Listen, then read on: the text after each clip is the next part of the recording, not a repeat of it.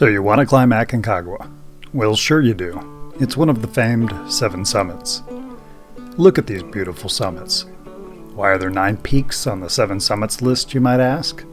Because people named Bass, Messner, and Hackett couldn't agree. Hey, but don't worry about that.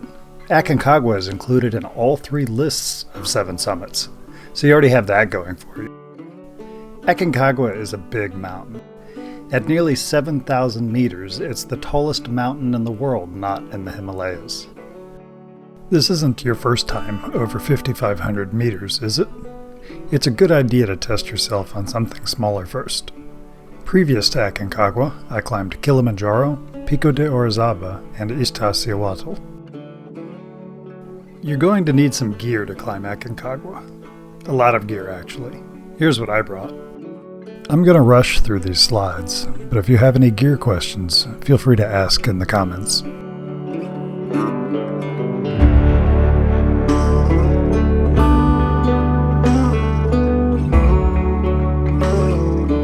Getting to Aconcagua is a job in itself. It took me 29 hours to fly from SeaTac to LAX to Panama City to Mendoza. The Diplomatic Hotel, where I stayed, is a popular spot for climbers, and, being one of the tallest buildings in Mendoza, offers great views. Be sure to give yourself a few travel recovery days before starting your climb. Mendoza is a beautiful, clean, safe city with great food and wine and tons of parks. After a few days in Mendoza, we traveled to Uspallata for a night.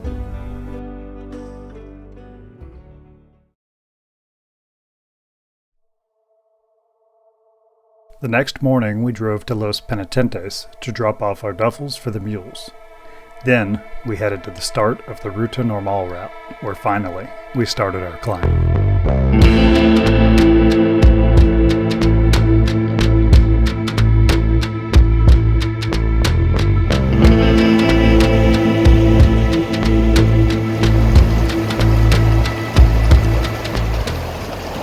This is a good time to introduce the team.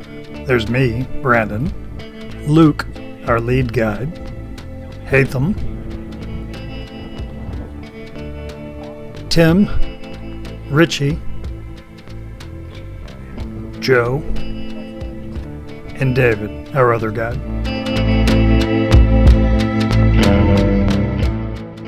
This is Confluencia. It has friendly people, hot showers, and great food. You may be tempted to call off your climb and just stay here for 2 weeks, and I wouldn't blame you.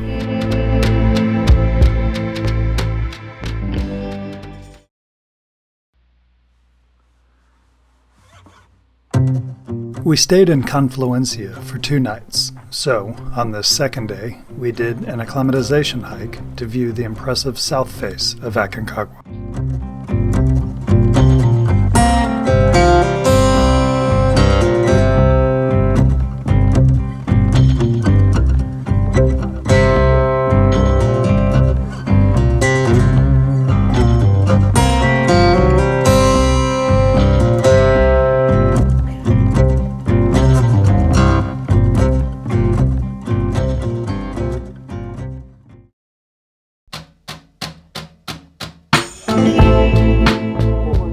We are headed up to Plaza de Mulas base camp, where we will spend several days.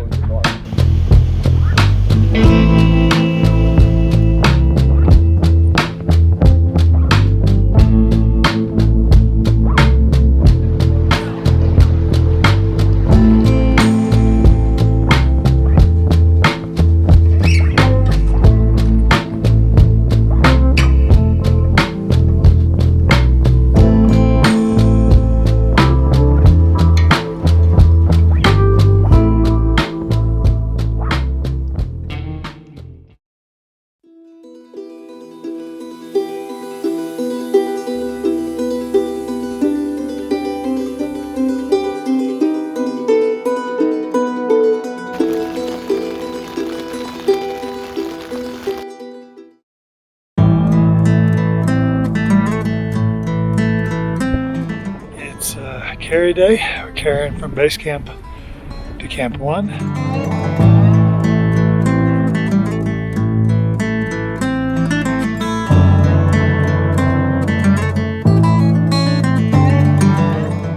with some gear and supplies dropped off at Plaza Canada, we headed back down to base camp.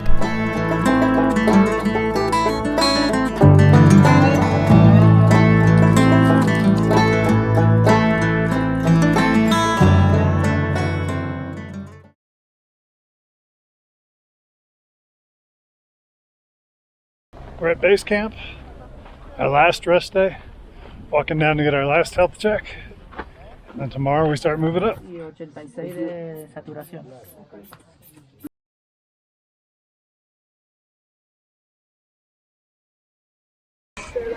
Alright, we're officially leaving base camp behind. All the luxuries, hot meals, hot showers. Now it's just dusty trails and stinky people.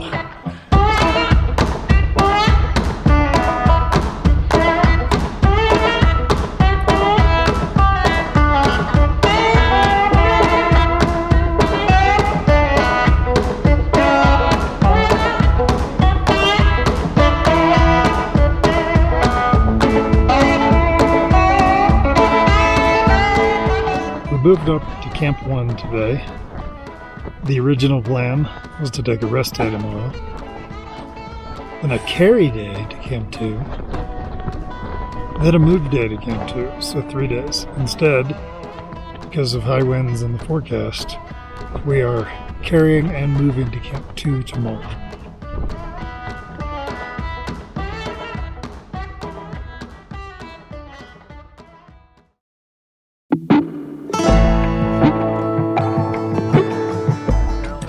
Breaking down Camp 1, headed up to Camp 2. How you feeling today? Feeling good. I'm feeling good, just like I said I would. Ready for the push to Camp 2. I'm good. Good.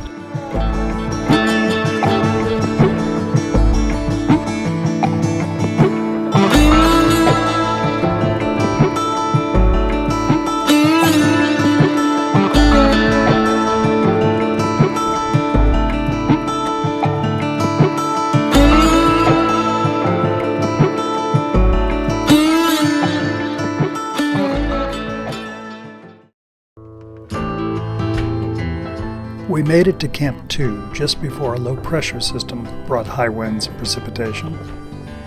Though we did manage to get out for a couple short hikes, we spent most of the next 4 days buried in our sleeping bags, hiding from the weather and our tents. Our team struggled with the inactivity. During this time, Joe decided to call it quits and headed back down to base camp. The next day, 2 more team members briefly considered following Joe, but thankfully, they decided to stick with the climb.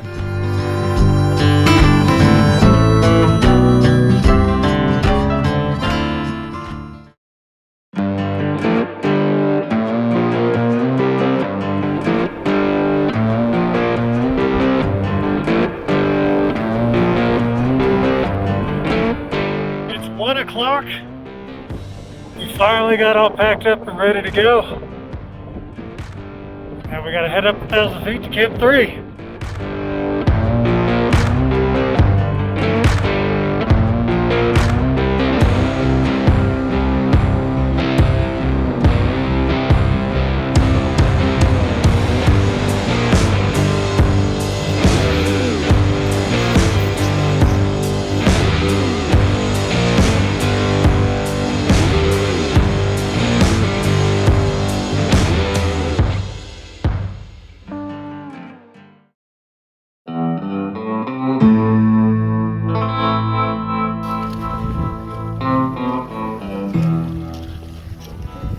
Well, we're approaching 20,000 feet. Unfortunately, I'm second wind today.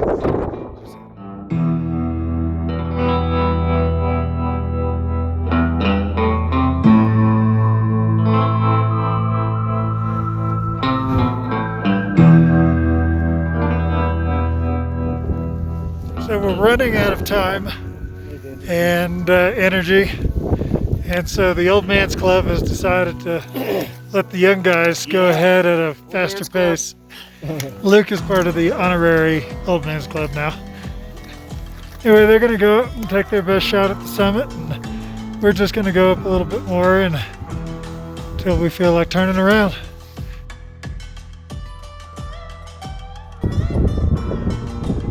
Made it up a little bit over 21,000 feet. Feeling good about it. Left it all on the mountain. And there's the rest of our team pushing on for the summit. Best of luck, guys. Looking at this map, it's hard to imagine how I couldn't muster the energy to summit. After all, there was less than 1,800 feet of ascent left. The point at which I turned around, however, wasn't even the halfway mark, and I was whooped. When I got back to my tent, I remember the explicit thought that I had given it my best, and I was happy to have turned around when I did.